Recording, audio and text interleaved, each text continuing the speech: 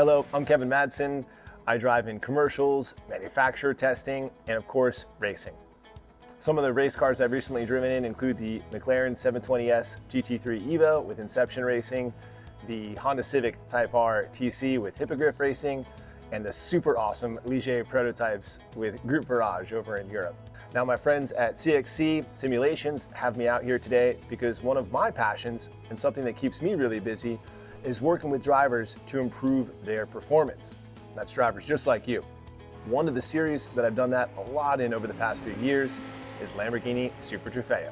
Today I'm in the CXC Simulations Motion Pro 2 simulator. There's a couple of aspects that separate this from a lot of the other simulators on the market. One, it's turnkey. It's all high-end components, but you get on and you're able to very quickly get up to speed. Two, really has to do with the motion. I like how immediate it is. There's no delay, so I can spend more time on this without getting sick like some other simulators on the market. And then probably the most important part for anyone who's busy, the customer service aspect. A lot of these simulators, you're messing with a lot of key functions in the background. Updates can cause some problems. You hit a customer service button and you're all set with this CXC simulation. Now that we're in this simulator, the CXC Motion Pro 2 Sim, let's get the controls where we need them to perform at our best. They make it easy for us because we have these dials on the right side where we can slide the entire pedal and wheel setup nice and close to us. I'm looking for, ideally, my hands and shoulders to be about level, and I want a good bend in the arm. I want to be able to crank this wheel both directions without really having anything that I'm hitting.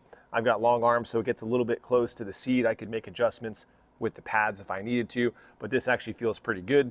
Most importantly though, the brake pedal, I want to make sure I've got really good leverage on that in the knee. Now let's go ahead and put on our harnesses, not just for safety, of course, in the sim, but here it's actually going to provide some haptic feedback. It's going to kind of trick our brains into thinking that we are going into a braking zone and that sort of thing. What I recommend you to do is put on your harnesses the same way you would when you're in the race car. So whatever you end up doing on the sim, make sure it's the same as what you do in the race car. Now that we're comfortable inside the car, we're gonna go ahead and make some adjustments that are specific to the sim. The first one we're gonna want to go ahead and adjust is motion. So the amount of motion is easily selectable just by dialing up, almost like any other dial in a race car, like traction control. Brake pressure, now the higher the number on this brake pressure dial means the more force you're gonna need to put in that pedal. And finally, we've got this vibration dial on the bottom right. And this one is connected to 3 different butt kickers throughout the chassis. It's going to provide some more of that feedback to kind of trick your brain, really make you think that you're inside the car.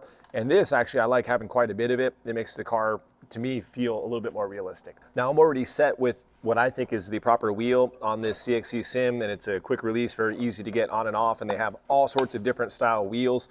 In this case, I've got a Formula style wheel, which is going to work quite well for the Super Trofeo. In racing, data is key, and CXC makes it easy with the VBox integration here. So you just hit this VB Sim button. That's going to automatically upload your data. For instance, you're working with someone like me or any other coach out there, you're able to get that data sent over automatically. If you're working with someone else, whether it's a coach or some other friends to kind of get a baseline, you want to make sure that you're all running the same settings. And you can take the defaults that you have through iRacing, or you can make adjustments to kind of match the conditions that you think you're going to have when you get to that track. You can generate weather, and that's going to change it throughout the session randomly. Temperature may be a little bit cooler most of the year, so you're adjusting that. Winds are going to vary. Time of day, this is something that you can set to be fairly accurate to what your qualifying or race session will be. The interesting part when you make these changes is that you may notice when you're coming out of a certain corner, there's the capability for sun to be right in your eyes. So it's one of those things that when you make those adjustments, you might learn something before you actually get to the track. Now we'll get in and we're gonna go ahead and make some adjustments to the force feedback. This can be personal preference. It also can vary on the car. All that is adjustable here very easily with this slider. We're gonna keep it right around 16 Newton meters, which is ideal for this direct drive wheel. So for today, we're going to use iRacing. The challenge with iRacing, though, is that there is no Lamborghini Super Trofeo in it. But let's try to find a setup with the Lamborghini Huracan GT3 Evo that is going to be as close to what the Super Trofeo should feel like. I'm going to lower the traction control settings just because the Super Trofeo has so much more power. 500 horsepower in the GT3 versus 620 or so in the Super Trofeo. So I'm going to try to make this a little bit more crazy as far as the rear end's concerned when I go to power. ABS is different in those two cars, so I'll make some slight adjustments as as far as like how that's concerned. And we've got the endurance lights, turned off. We're not going to have those in the Super Trofeo car. It's more of a sprint car. Diff preload, I'm going to make some adjustments here. And there's a couple other things that I've gone through and changed. Car's a little bit softer, the ride height's different. So this setup will actually provide it. You can download it as well. And once again, it's not going to make you any faster, but it should give you some of the differences that are apparent in the Super Trofeo. Now let's make sure that our view inside the car is accurate. Very easy on the CXC Sim. By clicking the view button, we get in, we have field of view, tilt, height, everything right here on the dash, easily adjustable. Don't have to mess with the keyboard for this. You can go in or out with that field of view. I actually like it right about where it's at. The tilt, I'm a taller guy, so I've got to make sure that this adjustment is lined up correctly with my field of view as it would be in the car. And height is one of those ways. For me, I actually pull the pads out in a lot of cars, or I don't run much of an insert, so I sit pretty low. It allows me to see a little bit better view around the track out the right side of the car. We are here at home. We're in the cockpit of a race car where I like to be. This is a Lambo race car, so things could certainly be worse. And this is a GT3 car. Now we've set it up to be as close to the Lambo Super Trofeo as possible. But let's talk a little bit about VIR. Just over 3.25 miles, so like 3.27, 23 corners. Now you might look at the track map and see 18 on there, but there's also like 4A, 4B, 5A, 5B. So we've got a lot more corners than you think packed into that sort of 3.25 mile sort of section. And I'll tell you what, this track is pretty wild. It's kind of, in my opinion, the Nürburgring of the US. Some of these areas, when you think about the whole first sector compared to climbing Esses and Oak Tree, all of it's a little bit different. And then, of course, the final section, Hogpen, none of it all feels like it's on a part of the same track. But that's what makes this so challenging and really gives a good test for the car and the driver, which is really why we like tracks like the Nürburgring, perfect test track.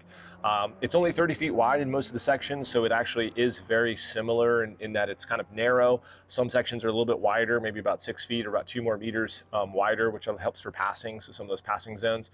But overall, this place is just a blast. Gotta respect it though, and particularly when you are in a Lambo Super Trofeo with 680 horsepower behind you, V10, 5.2 liters, oh man. It's going to be fun, but you do need to respect this course, climbing S's, Oak Tree, even that challenging braking zone, the end of that waving straightaway, the straightaway coming out of Oak Tree, which waves, again, libations from that tractor when they carved this whole track maybe, is one of those sections where as you come up, you really need to master that braking zone. So without further ado, let's go ahead and dive into this track and really talk about some of those intricacies and how we can maximize our performance in the Lambo Super Trofeo at such a challenging track. We are in pit lane, gear up to first gear, checking my left side mirror, and a nice little launch, getting these hand-cooked tires spinning as we roll on out. Now, what's obvious right from the beginning here is that you're gonna have flying cars coming by you on the left. So really important that you check these mirrors when you're entering the circuit and you stay to the right side. Don't cross over the blend line. We don't want any penalties. And if it is clear, we know it's clear, then we can dive all the way across to the left side onto our actual braking marker. If not, we're gonna stay right and just take a sort of shallow approach to turn one. Turn one, really challenging braking zone because it's blind going in. And you have these waves, the elevation before the track finally comes up here. And then you have really 2 levels of curb around the circuit, and iRacing recently has updated this. So you've got the lower sort of gray concrete curb, which in a lot of areas you can use, and it's quite friendly. And then the green and yellow beyond that, which is more of a standard sort of curb that you see around the globe, like an FIA sort of grade, and it has some of those vibrations into it, which can upset some of the car. It's also got paint, so in the rain, you definitely don't want to be using those, so we'll keep that in mind. All right, so as we come through turn one thing I'll point out right from the beginning, the difference being that this turn one, depending on the car, is going to be a lot different the way you approach it. In the Lambo, your placement isn't as critical as focusing on, and I've said this in previous videos for the Super Trofeo series, getting straightaways. So you really want to get the car turned coming out of one so we can get back to full throttle. And that's more important, whereas like a Spec Miata, you'd be flying out towards the left side of the track using every inch. Here we're actually trying to get back to the second curb, the second gray curb, so I can make a straightaway back towards all these barns in the distance, which are steward's office and the tech and all those areas. So the more straighter I can get to this, the quicker I can get to full throttle. That is really important as we come back to turn two. Now, turn 2 is challenging because it's really connected to turn 3. It's a fun corner. It's really where I like to work with folks and talk a lot about steering plus brake, how the two are interconnected, and how if we want to use a lot of brake, we need to have that steering wheel completely straight. And that's important, especially in a mid-engine or rear-engine car. The Lambo being mid-engine, because you got that weight behind you, it's really going to let you know if you're doing too much braking with a lot of wheel input. Through here, I'm trying to scan my eyes to kind of force myself to really think about that corner that's coming up. And again, I'm trying to come in with this little steering input as I can through turn 2 so that I can straighten this braking zone out towards really that barn out in the center there and close towards the curbing out on the right side of the track. I don't need to get all the way out there in the Trofeo car necessarily, but I want to get at least fairly close and straighten this braking so I get that high peak pressure and then trail off of the brake to kind of still help this car rotate into turn 3. Really challenging corner. In the Trofeo, it's probably third or fourth. Fourth if you're trying to roll speed, third if you're really trying to punch it and get a little bit more on the exit. Depends on what sort of tires you're using. I wouldn't go past this gray curb on the inside from memory, but you definitely want to use a lot of the curb on the exit here. And you got to be careful because the green and yellow, it is a little bit slippery, particularly like I said, if there's not a lot of rubber down or if it's wet out there, but you want to straddle it and then join right up here as we enter what they call 4A and 4B. We're keeping in mind this could be a passing zone if we didn't maximize turn 3. Turn 4A, these folks will try to dive in on us on the left, and we're going to set this up. We're going to try to get around the back side of the corner. It's a hard and late brake zone, and as we trail off of the brakes, we're really trying to hook around. You could use some of this curb, but we're trying to stay as far left for 4A as we can because 4B is really the beginning of your run up to the climbing S's. And the climbing S's, man, they are wild, and it's a high-speed section, and every mile an hour is going to count. As we come back over to 4B, we can use some of the lower curb. I wouldn't really want to use too much of that high curb. And then as we come out here, man, this track really kind of tricks you. You think you can come out further than you really are able to, and this outside curb, it does weird stuff to the car. So you don't necessarily want to be on that outside curb, and particularly towards the end of it, because it really will rotate the car. It kind of grabs it, does some weird stuff. Try to stay away from that bad boy. Eyes to the right, and now we've got 5A, 5B, 6A, 6B, all these A's and B's.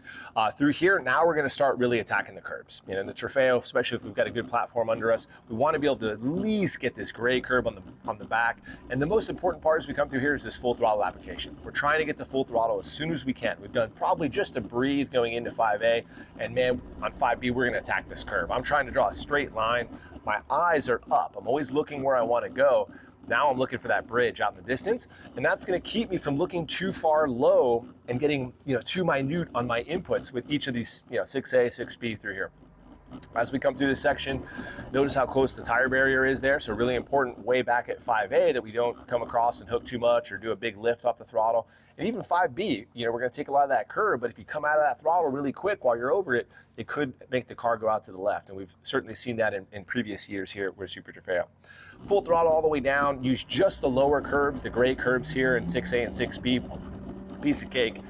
Deep breath, relax your grip, check your mirrors just in case someone's trying to do something silly, or maybe you did make a mistake back there. They're going to try to get you a run and try to make a pass before you get to the climbing S's. Really challenging to do. This is a very dangerous section of the track, so if you're going to make a pass before that, make sure you've got enough juice and the guy sees you because you really don't want to be making a last second dive here on the left on a pass. The access here to the north course, kind of the shorter course they run at VIR, is for me my turn-in point. No braking. This is going to be wild through here, man. We are flat out pounding through the gears, fifth, sixth gear, whatever it is at this point. And again, once we kind of come off this access road to the right, we're going to start turning in. What I want you to do with what they call turn 7 here, you're just trying to set up 2 fast right-hand corners. And if you think about it that way, and for a lot of drivers I've worked with, it's really helped. So turn 7, we're trying to get to the back side of this apex. We're trying to make it as easy as possible to stay flat over 8A, because the car will be more stable when we're full on that power on the throttle, and it also allows us to cut a little bit more of that curb if we open up the radius. So get to the back side of 7. Make 7 maybe a little more stressful than you think it should be, but because we really want to set up turn 8A, try to stay to the left side longer than you think. And just before those tires, I believe they come a little bit closer in reality, right when they start is kind of when I'm bending up to the right. And I'll be honest, I'm looking for the tree that's way at the end of the S's up there. That's accurate in iRacing. It's also there in reality, and it kind of helps guide you to your end goal, at the top of this massive hill. But as we come up to 8A, we're flat on the gas still. We're using some of that aero that these amazing Lambo engineers have put in there, and we're just gonna roll the car up on this curb, and it's gonna come on up nice and easy, and we're staying full on the throttle after we've got hot tires and after we're warmed up. And now we're gonna try to get to the backside of 8B, and maybe we use some curb here. But again, this is not the corner we're focused on. We're focused on 9, so 8A and 9. We're trying to make 2 good right-handers, and that's gonna maximize our speed. So as we come through 9, it's probably going to be a bit of a breathe. We're coming out of the throttle a certain percentage. Maybe there's a little bit of brake early on, but we've got to do some sort of speed adjustment to make it through this corner. And part of that is I don't want to end up all the way on the left side of the track. You could maximize turn 9 and really kill it, feel good about it, and then be out in the marbles for turn 10, this left-hander that's coming up. And that's a high-speed corner as well. So we've got to compromise a little bit before coming back over to the right. You got this corner worker station on the right, which is a good guide. You don't really want to be past halfway on the track, in my opinion, at that point. Come back over as far right as you can and stay parallel. So say you can't get all the way to the right side of the track. I don't necessarily want you going at an angle to the right, because then you're going to increase your turn-in angle for turn 10, but at least try to get parallel to the right side of the track as far right as you can to set up, a better radius as you go into turn 10. This is a sketchy corner. We were in 6th gear back there, flat out, just to breathe up at the top. In the GT3 car that we're in, you really should be flat. There shouldn't be a lift, shouldn't be a speed adjustment for turn 9, so we'll keep that in mind. But here at turn 10, we're going to go down 1 gear typically, so probably 5th in Super Trofeo. You can maybe use some of this lower curb, but man, this is where the roller coaster that VIR really shows. And there's a little bit more curb on the exit there now, or some asphalt if I recall correctly. We're not going to use that, but you are going to kind of straddle this if you're on a quali lap. You're going to use every inch. If it's during the race, we're trying to be safe. Maybe we don't come out to that green and yellow quite, but you're using every inch through here. You got to be careful. You got to stay on the power. It's important to make that speed adjustment before the corner. And 5th kind of settles the car. You might be able to do 4th through there in the Super Trofeo if I recall correctly, but it makes that rear end a little bit more twitchy. So 5th probably safer. Roll the speed through and then come back left. You don't want to lift on the exit, so don't carry too much speed in there where you have to make a late speed adjustment, because that hooks a lot of cars to the left side of the track. No good. Tire barrier is very close. We don't like that. Now we're going downhill, back uphill, braking as late as we can. And then as we come through here, one of the things I look for with the driver in any car here is, can they keep some brake on all the way to Oak Tree, to turn 12? And that's the most challenging thing to do. Part of that has to do with the setup. Is the car really well set up? But we're dragging some brakes. So high peak pressure initially, and then as we go uphill, we're turning in. The more we turn the wheel, the more we release that brake, but we're keeping some on. We're hitting these bumps and we're coming out, and man, does the edge of this track come up so quickly. But we want to come to the brake and stay onto that brake all the way through here until it's time to actually turn into turn 12, and even just after that to help the car turn. A lot of folks you'll see early on when they're learning the track are going to go back to power in between here, kind of make 2 corners of it. That's okay, particularly if you're doing a left foot braking and you can very quickly go to throttle and kind of extend where you need to be to get a proper turn in for turn 12. But ultimately our goal will be to eventually try to carry enough braking through here so that we're on the brake, turn 12, nice late turn in, and then as we start coming in here, now we're trailing off the brake, getting back to power. And right when I'm pointed at this corner worker stand, this is very accurate in reality, is right about when I should be getting to that inside curb, the lower portion of the inside curb, for the world famous Oak Tree corner, and then we come all the way back out. So if you are getting to the curb before you're pointed directly at that, you know that we've maybe done an early apex, and that's not going to be so good for our exit through here. We, of course, call this Oak Tree. It used to have a massive oak tree at that corner for many, many years. It was, another iconic part of this track. As we exit on the Super Trofeo, we're able to go across the green and yellow, use every inch on the exit, be careful, keep the wheel straight, full throttle.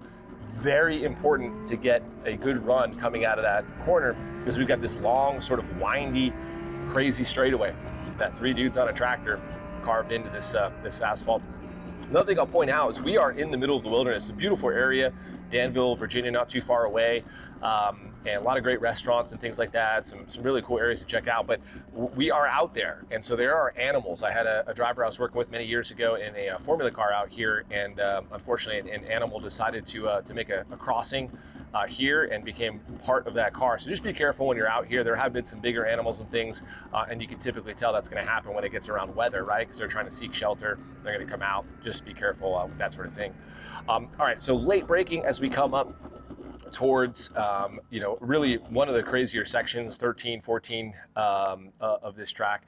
Massive uphill. You're going to brake as late as you can. You get good compression as we're heading uphill, but you've got to make this turn, a late sort of turn. And if you do it too early, your turn in, then you're going to fly all the way towards this apex or even off into the distance. And there have been folks who've done that. So as we come through here, we want to be able to start trailing out of the brake to get ourselves as far left as we can to still make this right-hander. And through here, we could use some curb, and we're not going to come all the way out to the left side of the track. We're going to save some as we go through this section to really set up a good downhill run. And when we turn in late enough here, man, does it feel good. Nice compression. And then the car does this little wiggle on the exit out towards this curb. You can use some of this curb on the outside. Careful beyond that. You don't want to go on a nice little landscaping ride out there. And then a nice late turn in coming off that curb towards the end of this curb to set up the section that they call hog pen, right? So 16 and 17 through here. As we tuck over this curb, really fun. We got to take a lot and then get the wheels straight, a little bit of a speed adjustment, and then we're going to go down a gear, third gear, and then really hustle the exit through here. You're going to try to get back to that apex. You probably won't be able to make it. You're coming all the way out here in the Super Trofeo. And that's hog pen, lowest section of the track. So important to a good lap. You've got to get back to full throttle as soon as you can there for the exit. I point out the pit lane here because it is so quickly approaching when you come out of hog pen. So get over to the right. Don't do your lift on the line. Someone else behind you might kind of run up on you or try to pass you on the right as you go to pit lane. There's been some interesting incidents with that. Also, it's a section that is the lowest on the track, like I mentioned. So when it does rain here, expect some water, expect some puddles, even as you come up towards pit lane and you're trying to jump across the track. So a lot of that can be really bad. I've seen even an accident at the end of this pit lane by somebody trying to come in too late, hitting some water. All the paint here, no good. So be safe through that entire section. All right, so let's set up a good lap here. Now we're gonna brake as late as we can for turn one, really high grip section. Hard on those brakes, trailing off, long corner. It's more than 180 degrees, so it's really making a straightaway here. Revving it out, and then braking as straight as we can for turn two that runs into turn three. Roll that speed through. I went down the second. You're going to be third or even fourth in the Lambo. A little bit of oversteer was common for 4A, 4B here. All the way out left, tuck it back in for 5A just to breathe, upshift, settle the nose, through 6A and 6B, let's go. Deep breath, relax that grip, access road on the right. This is what's gonna tuck you in for turn 7, and then uphill jump over 8A, just to breathe over 9, back to the right, down one gear, roll that speed as we go through turn 10, and onto the brakes, trailing it, light pressure is keeping some brake on, and then we turn it in for Oak Tree. I could probably do a little cleaner exit than I just did there, but you get the idea as we rip down this back stretch. Checking our mirrors, relaxing our grip, deep breath. We've got a braking zone coming up around the 1.5 marker, so just after that we start turning in some super late braking. Down all the way, probably third gear through here, settle the nose a little bit, tuck it in back left. Let's go up to fourth, over the curve, a little bit of brake, down the third, hustle it out, let's go. It's gonna be so hard to keep it on for this last corner, but we gotta get to full throttle. That's the key, about center track. And that, my friends, is a lap around VIR in the CXC Sim with this Lambo GT3/Super Trofeo. So some final thoughts on VIR with our Super Trofeo that we're of course using on iRacing via the Lambo GT3. This is a track that is so challenging. It's a great test track. I love getting out there. You've got different weather conditions, wind. You certainly have a variety of corners and ways to attack them. So when you get out there, ramp up nice and slow. Take it step by step is, I think, really the key with VIR. There's not a certain flow to it that you get with a track like Watkins Glen, where everything kind of seems very similar in the way the corners are designed. So when you're out here, there might be a few corners that you're going to need to really spend some more time on, like turn 3, NASCAR bend, maybe Oak Tree, really working on your brake technique. But there's always something for the pro, for the amateur racer, always something that you can work on. So really come in ahead of time if you've not done any testing, and set some goals ahead of time that are realistic on what you want to get from this epic track. Have some fun out there for sure. 3.25 miles of just absolute wilderness, wildness, and it's going to be a blast. So good luck out there.